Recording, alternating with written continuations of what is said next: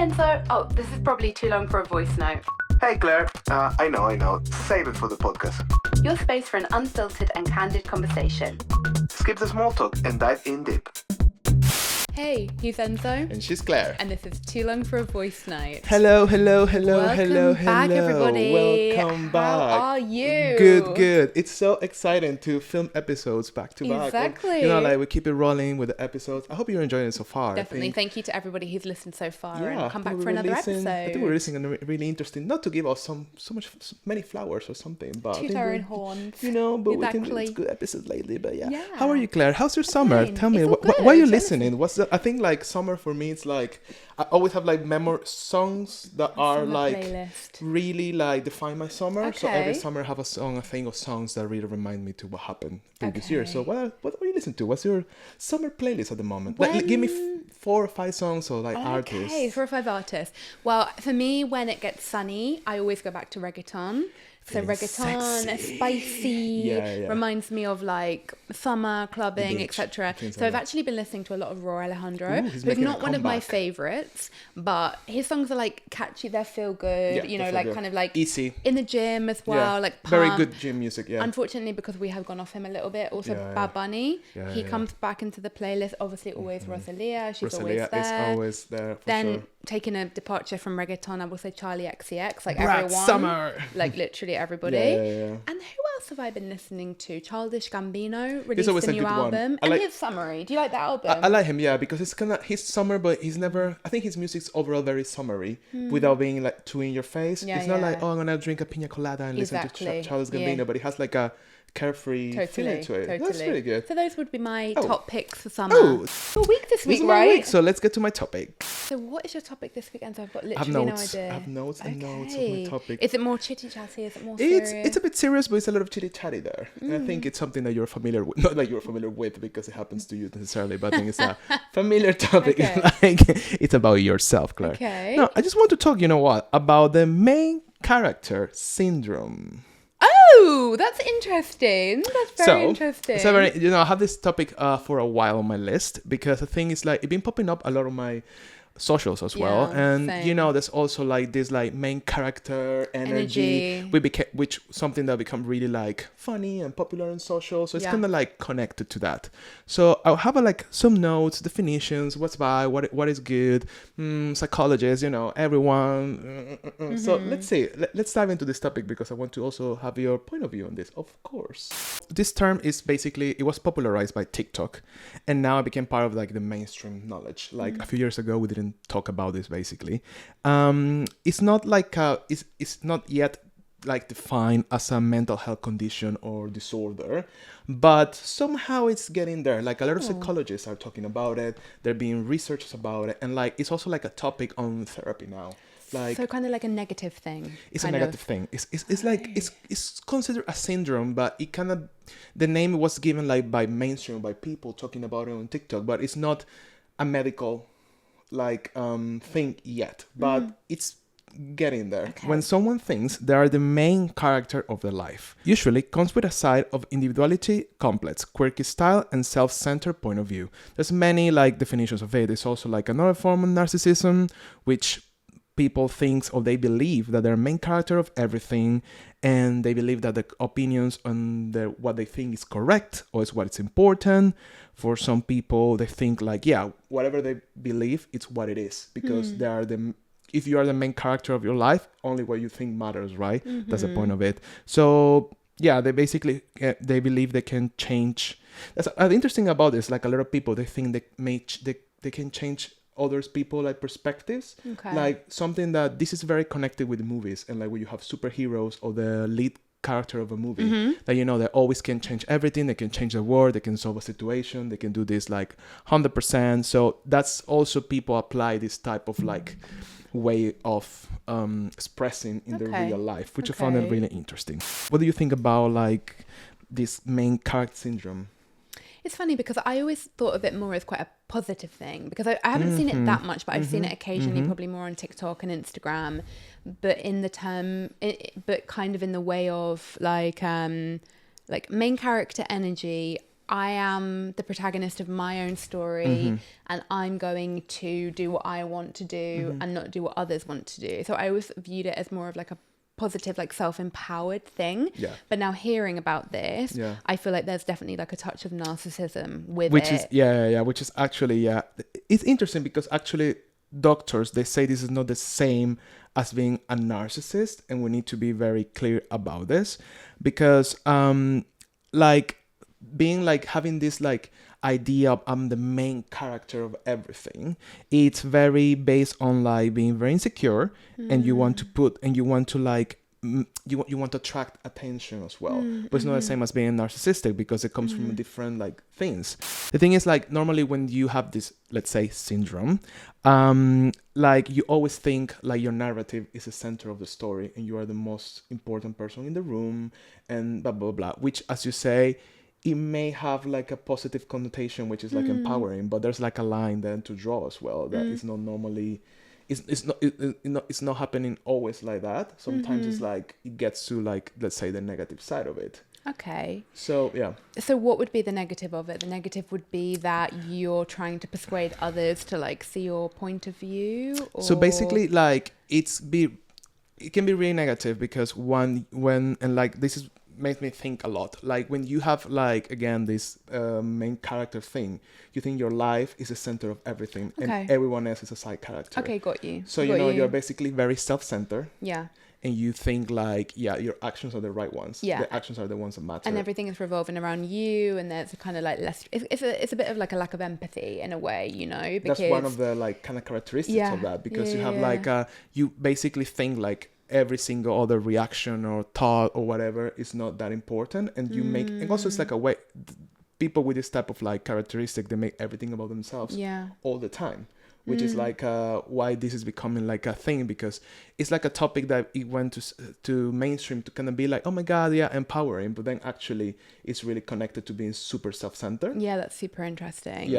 How do you know if someone has the main syndrome? Okay, main character syndrome. Main character syndrome, which I found very interesting. Okay. So some of the things is like it's very, sometimes they're a bit delusional. So, you know, like maybe I'm thinking literally the Lulu. So when you think like, oh no, like, you know, when you think like things are that way because it happens to you, because whatever, that basically the Lulu type of person.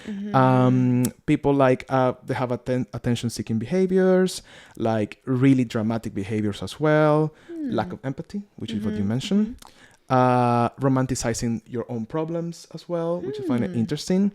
Acting in a way that's not authentic, just to portray something different. Okay. And I found this one interesting, like experiencing urges to reinvent yourself.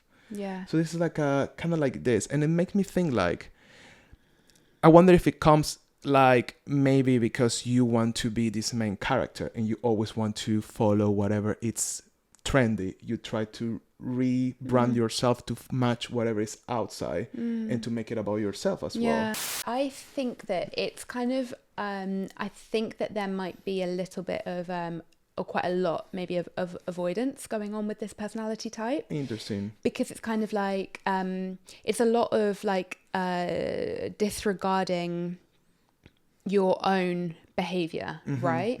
And I think that there's another kind of term that it was, when you were talking, it was kind of reminding me of this whole thing about have you seen this like let them thing, which I think has been very big on social media. So that's kind of the concept of like, I agree. Don't try to persuade anybody to do anything else, just let it be, which I think is very healthy in a way, but I think that kind of psychology goes quite hand in hand with the main character energy, because I think it's like well, just let them do whatever they want to do, or I'm just doing what I want to do because like it's my life and I'm the main character, but not really looking at your own actions of what might be making something. So I find it a bit like a kind of shield. And it is Delulu, because it's again, it's like not really taking into consideration how you are acting. And I think what you say about the whole thing about kind of like maybe changing your identity, that once again is avoidance, because it's like, I mean, we all change our identity. Your identity is always growing and changing. But I think that when you really want to drastically change your identity, maybe it's because you're like, oh fuck, like let me just leave this, avoid this, and start something new. Quite interesting. And I think another thing about this is like, it doesn't sound like it leaves a lot of room. It sounds quite immature to me. It has a bit of that, right? It doesn't leave a lot of room for like, feedback. Feedback, and like, you might be wrong. It's I can't possibly be wrong because I'm the main character and my point of view is correct. Which is kind of like, that's why it comes from like movies as well, because you know when you watch a movie, let's say like rom-com, and you know like the main character is always right, totally, and the whole plot is around how this person is right, whatever happens or not, and then at the end of the story it will be proven that this person was right, and that was the journey of it. So that's kind of what comes from this, because it's kind of like glorifying and making a hero something, which is that's what you do with yourself to kind of like, I guess, push through life and do things, right? I think there are some positives to this, like everything. There are some positives of like, where to draw the line. Yeah, like difficult. If you are somebody who always puts others before yourself and you never really do what you want to do, because say you're living the life that you want your family, that you're living the life that your family wants you to live, for example, I think this kind of energy could be great, because it's like it's your life, you only have one life, be yourself, be the main character, have that main character energy. If you're using it to be like, I'm the main character, and I mean, I'm sure we're going to get onto this, but I'm literally, when you were talking about that, thinking of multiple people that I know, that I have known or whatever, who are like this. There's like no room for anything against your point. Yeah. That's probably where it's not super healthy. Definitely. This made me think about something, because I mean, I do believe like I'm the main character of my life, but I never think about it like that way. So arrogant. I am.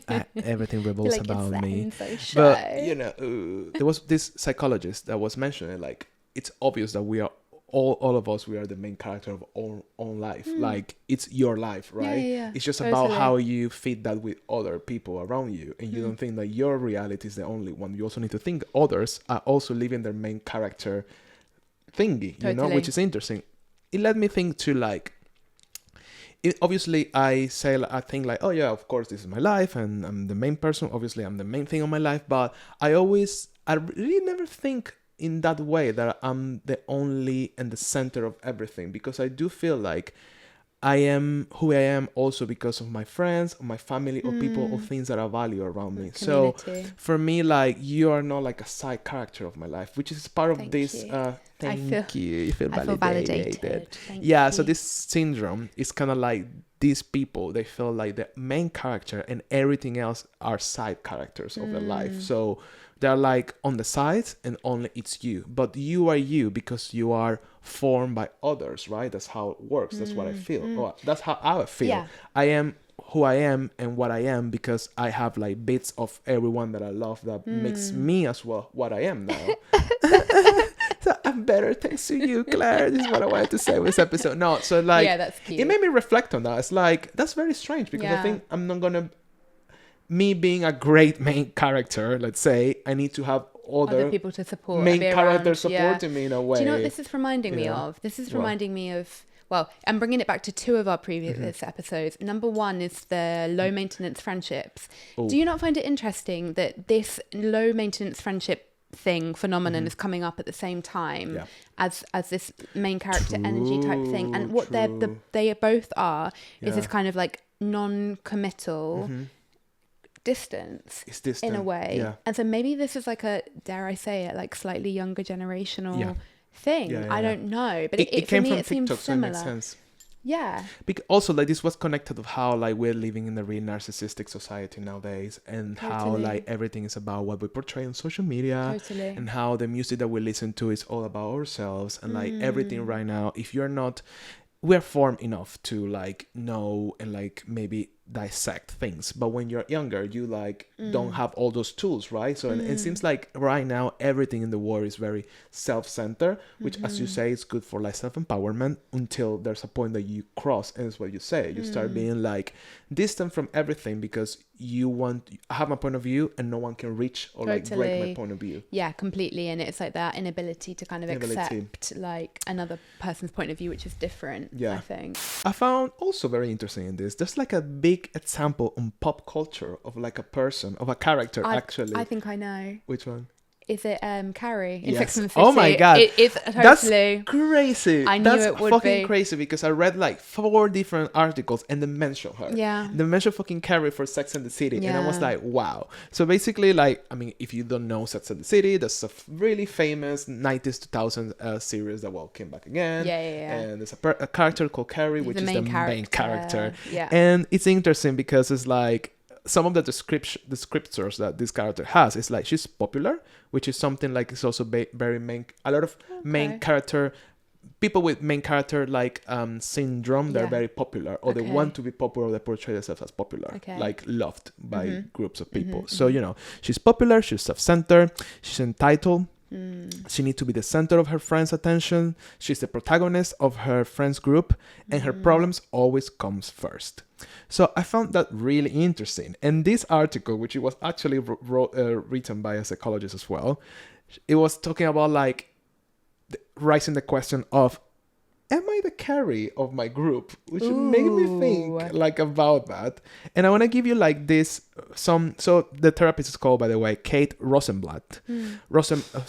Kate, we always messed up surname. Because they're very difficult, I have to say. Like, it's not my name is super easy. Well, come on, guys. Anyway, Kate Rosenblatt and other experts also were in this article, but she's the main one. She gave like red flags about Carrie, and to know if you're the Carrie of your group. No. So number 1 red flag: everything is about you and your problems. Number 2, you frame yourself as your life is perfect, presenting your life through rose-colored lenses, like through social, for example, which we all do. She was mentioning this as well. We all do. It's not like to a degree, obviously. Number 3, you aren't good at taking criticism, which is you're not good at taking criticism. You're not good at that. We mentioned. And number 4, your life isn't as perfect as it seems. You try to. It's kind of like you try to overcompensate. Maybe? And you maybe? try to like validate your life through others. So again, your life is not as great, so you're showing it a different perspective of it. So can I get validation for others telling you, oh, your life looks so great, your life is amazing, your life is da da da da. So you get that validation to make you believe that your life is great. Okay. So when you spot this type of things in, like, that's like red flags for like know if you're the Carrie of your group. I think we changed during life, and I think we always, when we're growing as well all the time, and we were obviously younger and we were less experienced, but have you ever felt like you were the Carrie of your group? Well, I think that I've definitely I am right now, actually, after listening to all this. No, I think that I definitely had a period where I was going through a very bad relationship breakup, let's say, where I was very self-involved. I can definitely say, which Carrie really is. Like, one of the things of Carrie is like, she's like, all her problems come back, everyone's problems come back to her, sort of thing. And I think I was like that at that moment, because I think I was so head fucked that all I could talk about was this problem, this person, and I didn't really have the emotional energy to take on my friend's problems. But I think I would I think I changed. I will argue. I think I definitely grew a lot from that, not only that experience, but also being in that, because I think I'm not naturally, and I think you're not either. I think I'm naturally more the one that everyone comes to for advice. Same with you, I think. But in that moment, I was like desperate, and I could only talk about that. I was like obsessed. So I think I was like Carrie. Yeah, like Carrie with Mr. Big, basically, like only talking about that, obsessive, and that's really boring, and wasn't a good moment for me. I wasn't being my like most high self. But that would be the only moment I could think of. Interesting. How about you? I think I was trying to think about that. I think I have never suffered of that. Sorry, I think we all have moments that maybe we like tap into some of these things of being more self-centered or things like that. But I think I feel like normally I thrive like with knowing that my friends are good and getting that back. I don't know. I don't thrive on like this being like alone in an island, thinking like, oh, I'm doing great, this is my life, and I don't care whatever is happening around. You know what I mean? Like, I feel like if I have this main character's syndrome thingy, I think I would be like, I wouldn't pay attention to what's happening in my surrounding, and that's something that's not natural to me. I think that's weird, and not to be like, oh my god, I'm better or anything. It's just not how, it could be also bad. It's not always good. Sometimes maybe we need to be a bit more selfish and self-centered, I guess. What about like the aspect about social media and about that's very because your interesting. life looks your life looks really good and aesthetic from Instagram. Which it is, guys. That's how I live every day of my life. Are you worried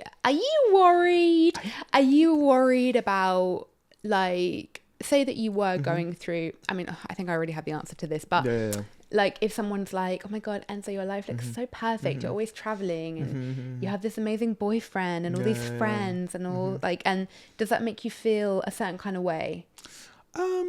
That's an interesting one. I think I was, so because sometimes, I mean, we spoke about this like in private, but I think like sometimes it's like why we do what we do in social media, for example. And I think we all can have like a different meaning behind it. Like, for example, personally, I do it because I like to put pretty pictures there.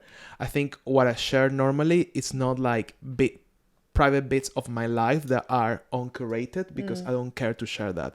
Like the uncurated or like real part of my life. Yeah. It's not really my thing to share, maybe because I'm a bit older, and I don't share like a casual video of you like eating is kind of shaky or whatever, because it's not my vibe. Yeah. I like to share like these moments that I know I took the camera, I thought about the angle, I thought what I was saying. You know what I mean? It's kind of like, it's like a I want to say a creative process behind it, but it's kind of like I put a bit of intention behind everything. And I really don't care about sharing like that, like raw the harder bits of your life, because I don't find that interesting for myself, while I do find it interesting to see from others, you know. Interesting. But does it bother you that people might think your life is perfect? Not really. No, not really. I mean, good for them if they think about it, you know. It's like, I hope they think I'm the main character of my life and they don't care. That's what I think and what I want them to believe.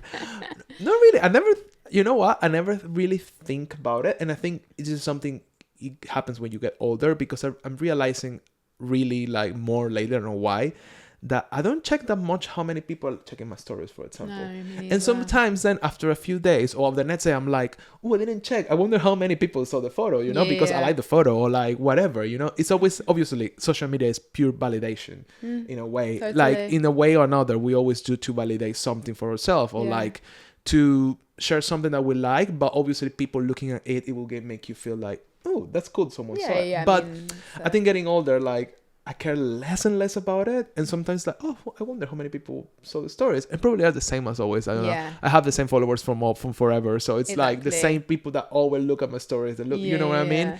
And I think this is different story for us because we're not single. I think when we are single, I think this change. Because if we are dating someone, or we are like looking around, we're looking for it, we may try to do things different way, because then we want probably like validation or attention of that person that we want to like have sex with or whatever. Exactly. You know? Of course. What do you feel about it for your socials? Like, I wouldn't say it worries me, but I definitely don't like the thought that people think my life is, I don't think about this that much, but every single morning, every single morning, like they think I'm perfect, but I don't want anyone to think that I'm trying to portray that. But I also feel like it's not my problem if you think my life is perfect. Also, do you know what I mean?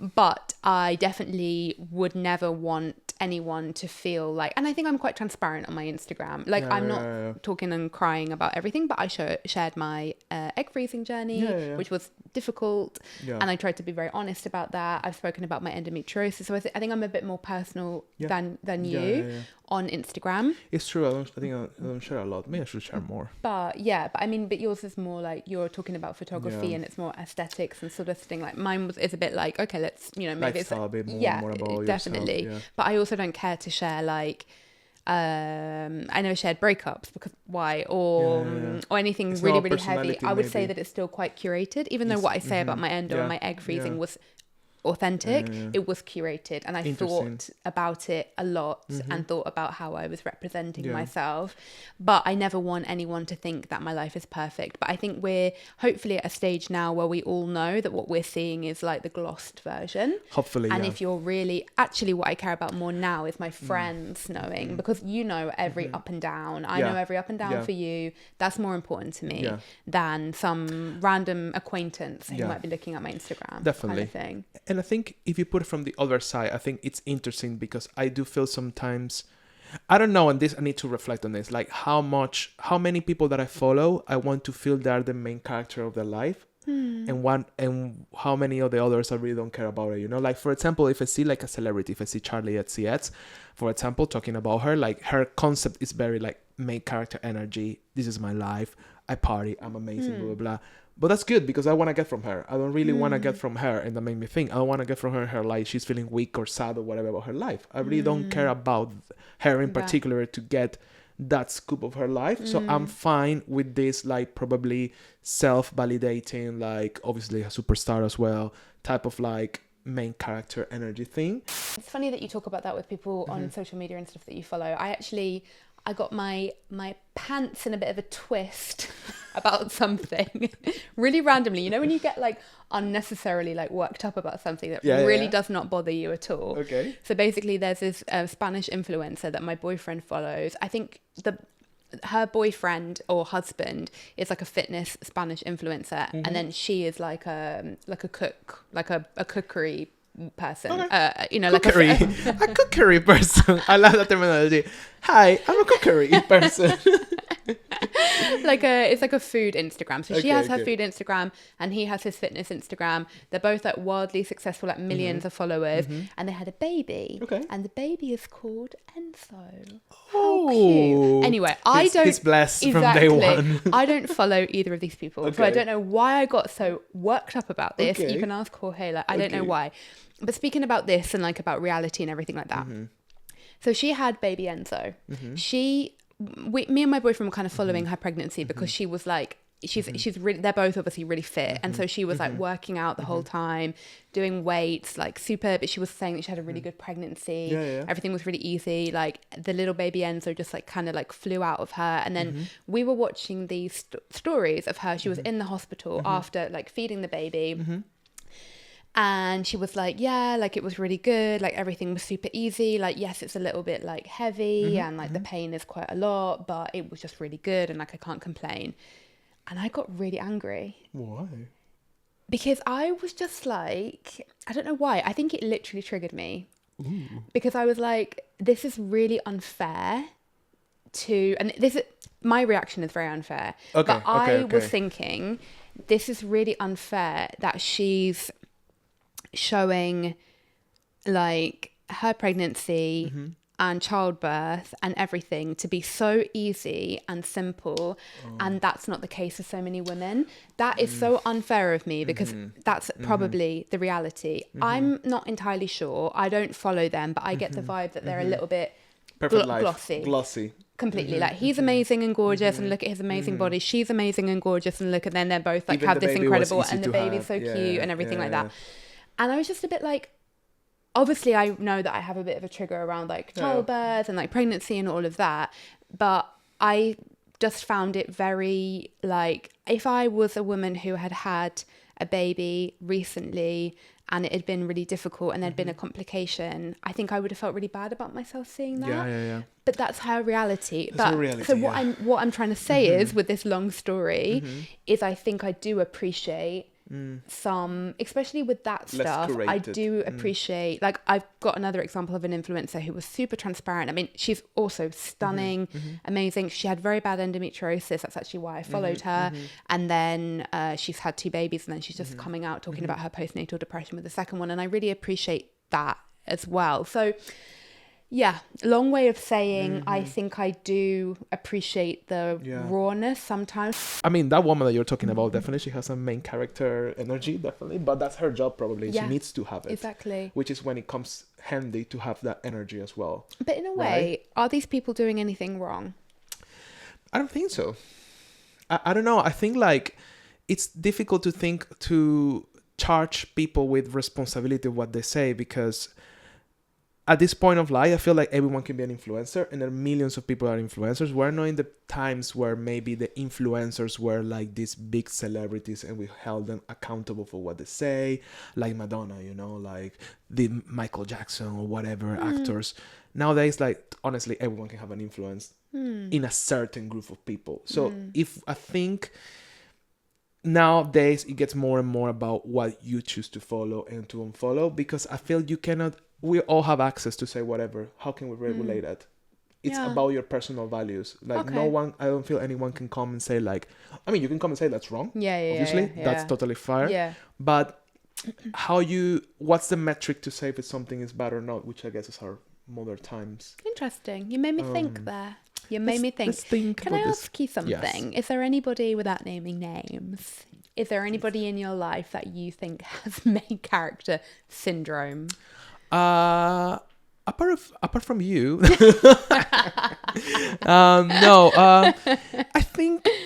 I think there's not many, because I think I really don't like that type of people. I feel like I don't really like the self-centered attitude too much. I think it's boring. Yeah. And I think it kind of like, I cannot deal with that. I do feel I have people in my life that sometimes they have that a bit. Tendencies. Yeah. But I do think like it comes from a place of maybe like needing self-validation, or feeling like maybe insecure, yeah. which is this is how, what you were saying at the beginning, to wrap this up, that's why there's a line between too much and too little of this main character syndrome of energy, because some people, they need it to thrive. Totally. And when you use it to thrive without affecting others, that's amazing, you know. Yeah, which is definitely. some of the conclusions I found online. Yeah. Like, you know, if you can take, because there's positives to it. There's positives because there's self-affirmation, there's like empowerment, there's like extra energy to do things, believing like if I'm the main one, that means that I'm the priority, for example. If you get the right amount of this for your life, it can be perfect. And I know I have people in my life that I know they need a bit of that to kind of like push through them, because there's layers of it, or there's like, I don't know, there's a bit when you know, I mean, we're all very layered, and sometimes I'm sure, like, which is interesting, I guess we need to put that main character energy in some situation of our life to push through. I think something that it can be really positive with is like, it's on me. It's on me. Because I think it can maybe help you to take personal responsibility in a way, because you're like, if I don't apply for that job, no one else is going to apply for that job. Of the temples. That's kind of the thing that I think where it can be great, you know, or like, I'm not going to meet somebody it being on the sofa in my house, so I need to get out there dating, you know, etc. Like, so I think it can be good in that way. 100%. So if you can harness it, if you can harness the power to it, the main character syndrome. One really interesting thing, and I was saying like one interesting thing, because it seems like when people have this syndrome or this really into this, they really go to like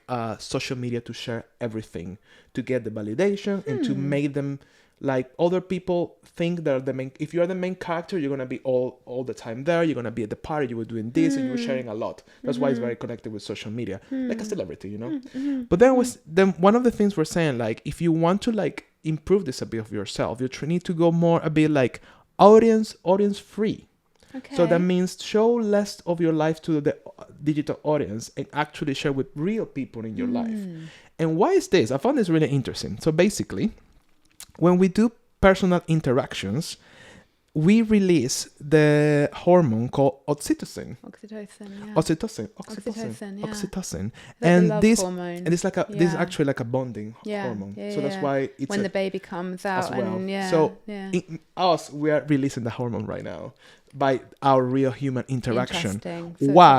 So when you publish your life on social media, the hormone that your body is releasing is dopamine. Okay, the dopamine which is the dopamine hit, which is the likes, is the attention, is the validation, and obviously dopamine is like a very addictive pathway type of hormone. That's why that's really interesting about like kind of like if you think you're maybe too into yourself or this is getting out of hand, you need to just go to real life, because you need a different type of hormones, because getting validation and feeling like you're the main character on social media and pushing them much, you're just creating more dopamine for yourself. That's so interesting. Instead of oxytocin. I think when you were describing that, I actually really realized that I do know somebody like that. Oh, wow. Not completely related to myself, but like, and I think that, for that person, I think that, he is definitely would fall into that trap of the, it's true that I think it's that like not getting validation in the right